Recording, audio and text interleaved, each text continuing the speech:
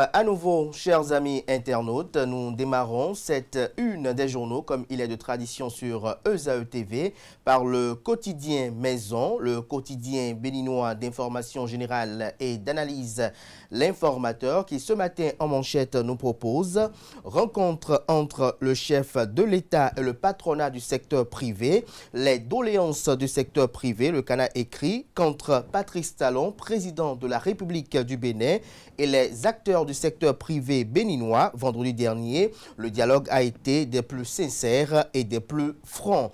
À la faveur d'une rencontre au palais de la Marina, le chef de l'État a ouvert son cœur tout en recevant les doléances du patronat du secteur privé. L'article qui rend compte de ce conclave est à lire à la page 3 de la proposition. On peut lire également à la une de l'informateur de ce matin, journée de l'artisan béninois 3e édition, le savoir-faire local honoré et célébré. On lit également à la une de l'informateur de ce matin, fichier électoral, les nouvelles de l'audit pour la semaine prochaine. Retrouvez l'article à la page 6. À l'oreille droite, le titre Journal École pour convier les fidèles lecteurs à découvrir dans les colonnes de sa parution les productions journalistiques du jour des étudiants en formation sur les différents campus de l'ESAE, l'école supérieure d'administration, d'économie, de journalisme et des métiers de l'audiovisuel ESAE qui est présente à Cotonou, à Abomey-Calavi et Parakou.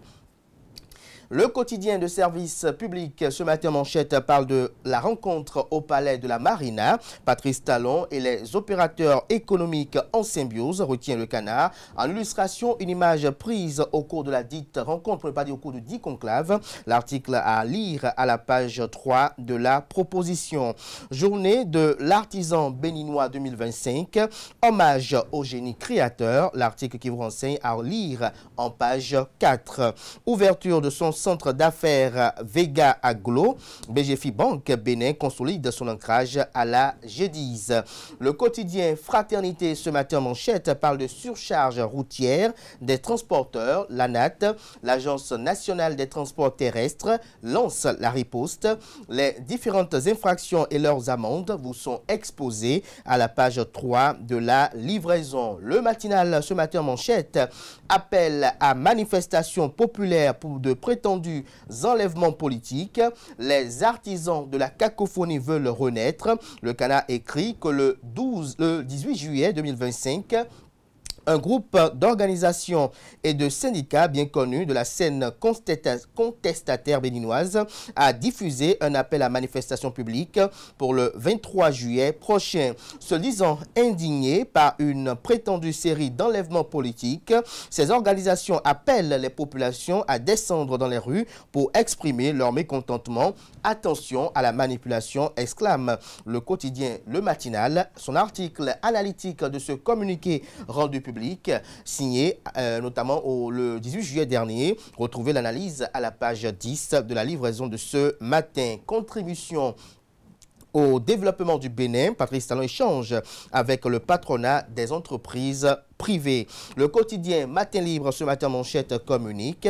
Chargement hors norme au Bénin, le ministère du cadre de vie et des transports hausse le ton. On peut lire également à la une de Matin Libre de ce matin, baccalauréat session de juin 2025, les relevés de notes disponibles dès ce jour, nous informe le quotidien.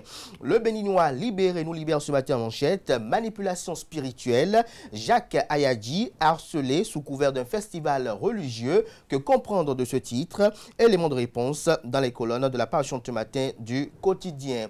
Le potentiel en manchette, chargement hors gabarit au Bénin, les contrevenants exposés à des sanctions. Le ministère du cadre de vie et des transports prévient. Retrouvez la dite correspondance à la page 4 de la livraison. Échange entre le chef de l'État et les patrons d'entreprise. Patrice Talon séduit les capitaines d'industrie au palais.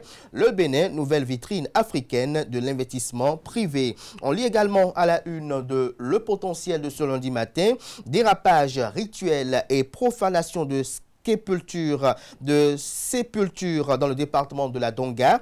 Un crâne humain utilisé pour fertiliser des champs à Copargo. Un paysan exhume son frère pour un rituel agricole. 3 personnes interpellées. Retrouvez le récit des faits à la page 10 de la proposition. Le premier quotidien économique du Bénin, l'économiste ce matin manchette, parle de la promotion des affaires. BGFI Bank ouvre un centre d'affaires Vega à la G10. Quels sont les enjeux qui y concourent? Élément de réponse à la page 3 de la livraison. Bénin intelligent ce matin manchette, nouveau directeur général Memcap, Hippolyte Ebaïchier, promet une SB2E plus fiable. On lit à présent la une de Libération, partenariat public-privé, Patrice Talon à bâton rompu avec les entrepreneurs, un dialogue franc pour recueillir les préoccupations des investisseurs. Retrouvez l'article à la page 3 de la livraison. La Nouvelle Tribune, réseau national du Bénin, Celtis dévoile l'intelligence de son réseau. Baccalauréat session de juin 2025, les relevés de notes disponibles dès ce 21 juillet 2025. Affaire Hugues Coman-Sosoupé, Wilfried Léandre Rungbeji, porte-parole du gouvernement, dément toute interpellation hors cadre légal. Le matin à présent, session parlementaire d'avril à juillet 2025, Vitali Boton expose les grandes réalisations législatives, 14 accords de financement validés par les députés, 6 événements majeurs marquent la première session ordinaire de l'année 2025. L'article qui rend compte de cette sortie médiatique est à lire à la page 3, à la page 2, autant pour moi, de la livraison. Porto Novo, tourisme culturel. La deuxième édition du Festival des Masques, les 2 et 3 août prochains, nous rappelle le matinal. Les 4 vérités ce matin à sa une. Face à une situation qui perdure à Aboumé-Calavi, le SOS de la Reine-Mère Arantou d'agent Akaba à Patrice Talon, Yvon Détienou et aux autres, est à lire à la page 3 de la livraison. On lit également à la une de Les 4 vérités de ce matin, chronique de Christelle Roudonbo Alioza, présidente de la Dynamique Chat. Savez-vous que le mot merci peut produire, savez-vous ce que le mot merci peut produire dans votre vie? C'est un titre interrogatif. La tribune est à lire à la page 2 de la proposition. Gasquiani Info pour ses lecteurs ce matin, présidentielle de 2026. L'équation complexe de l'opposition en illustration. Une image de Benefoul de l'ancien président de la République, actuel président du parti politique d'opposition Les Démocrates, en la personne de Thomas Boni Yahi. On lit à présent la une de l'emblème du jour, suite à une plainte auprès de la CNIN du Centre national d'investigation numérique et de la HAC, la haute autorité de l'audiovisuel et de la communication. L'emblème du jour présente ses excuses à Louis Béounou Vlavonou. Quels en sont les fondements? Élément de réponse à la page 3 de la livraison. La primeur à présent. Secteur privé, Patrice Talon ouvre un cadre de dialogue avec les opérateurs économiques. Médias béninois, une nouvelle équipe à la tête de la PADEM. Hilarion Kenyon, élu président, appelle à l'unité des hommes des médias. Le quotidien L'Investigateur du jour ce matin à sa une. Présidentielle de 2026, pourquoi l'opposition doit rester soudée, s'interroge le Canard. En l'illustration du titre du Canard, vous avez les photos ci-après. Léadi Vinayon Soglo, qui est ancien maire de la ville de Cotonou. Vous avez Joseph Djogbenou, ancien président de la Cour constitutionnelle, ancien ministre garde des Sceaux en charge de la justice et de la législation, actuel président du parti politique Union progressiste Le Renouveau. Vous avez Gabriel Lorex Ajavon, qui est un opérateur économique, ancien candidat à la présidentielle. Vous avez également Éric Rondeté, vice-président du parti politique Les Démocrates, député au Parlement. Vous avez Sébastien Germain Ajavon, candidat malheureux à l'élection présidentielle de 2016 et opérateur économique. Vous avez Nourenou Akadé, qui est vice-président également du parti politique Les Démocrates. Il est également député au Parlement. Vous avez un ancien fonctionnaire comme Daniel Eda, qui est candidat déclaré pour l'élection présidentielle de 2026. Notez également que vous avez l'ancien ministre, l'ancien député Ganiou Soglo. Vous avez également l'ancien ministre de la Justice, candidate à l'élection présidentielle 2021, mais qui est sous les verrous, notamment Rekia Madougou. Et vous avez également Joël Frédéric Aïvo, qui se retrouve également dans la même situation que Rekia Madougou. Il est en prison également, il est universitaire. Que comprendre du titre que publie le Canard. Retrouvez son article intégral dans les colonnes de sa proposition de ce matin. On lit à présent Le Pays émergent. Des entraînements expatriés, des entraîneurs, autant pour moi, expatriés à la tête des sélections nationales de jeunes, Vincent Rotureau et Raymond Thiaye. Un gâchis à prix d'or, s'interroge le Canard, vivement que les responsabilités soient utilisées, soient situées, autant pour moi, après l'échec des Guépards juniors au tournoi de l'UFOA B U20 qui se déroule à Pram-Pram. Le quotidien Le Télégramme ce matin manchette parle de la rencontre Patrice Talon et les chefs d'entreprise au Bénin. Le Bénin, une vitrine crédible pour l'investissement en Afrique. Loi organique sur la Cour constitutionnelle du Bénin. Les griefs de l'opposition parlementaire contre la modification de cette loi. Les députés membres du parti politique Les Démocrates y voient une restriction des droits des citoyens. Fête annuelle d'action de grâce et de reconnaissance du Temple Miséricorde Divine d'Ataquet. Une manifestation qui s'annonce grandiose. La nuit de la moisson sera animée par l'artiste Raphaël Chéhi et son groupe le 1er août 2025 à 19h. Retrouvez l'agenda dans les colonnes de la page ce matin du Canard. Arrestation de Steve Amoussou et de Hugues Komlan-Sosukwe. La peur gagne.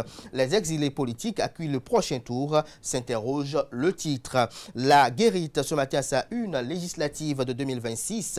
Léon Basila Rossi met au défi la mouvance d'avoir les 20% partout. Le deuxième vice-président du parti politique Les Démocrates cite quelques circonscriptions clés. Retrouvez l'article dans les colonnes de la parution de ce matin. La tribune de la capitale, renforcement des capacités sur la cartographie des risques. Louis Vlavonou imprime sa vision d'une administration parlementaire moderne et performante. On lit à présent la une du quotidien L'Observateur, tournée de remobilisation de la 19e circonscription électorale. Adiatou Matisse pose les fondations d'une victoire du bloc républicain. Des échanges francs avec la base sur les enjeux électoraux à venir. L'autre quotidien ce matin, fin de la première session au titre de 2025 à l'Assemblée nationale. Vitali Boton expose une riche moisson du bilan parlementaire. La cloche ce matin, Bénin, densification du climat des affaires. Patrice Talon à cœur ouvert avec le patronat du secteur privé. Vie associative dans le secteur des médias. Hilarion Kenyon prend les rênes de la PADEM Bénin. Il conduit un bureau exécutif de 17 membres. Retrouvez les identités des différents membres dans les colonnes de la parution. La Nouvelle Gazette, activité politique de la commune de Dassa, des jeunes leaders de l'Union progressiste Le Renouveau, de Les Démocrates et de Moël Bénin. Mouvement des élites engagées pour l'émancipation du Bénin de Kpangouyan rallie le bloc républicain. Que comprendre de cette activité politique et quels sont les enjeux qui y concourent? Retrouvez l'article aux pages 5, 6 et 7, notamment avec un album photo. Ce sera tout pour la présentation de quelques titres par ce jour de la presse locale. Merci de votre aimable attention.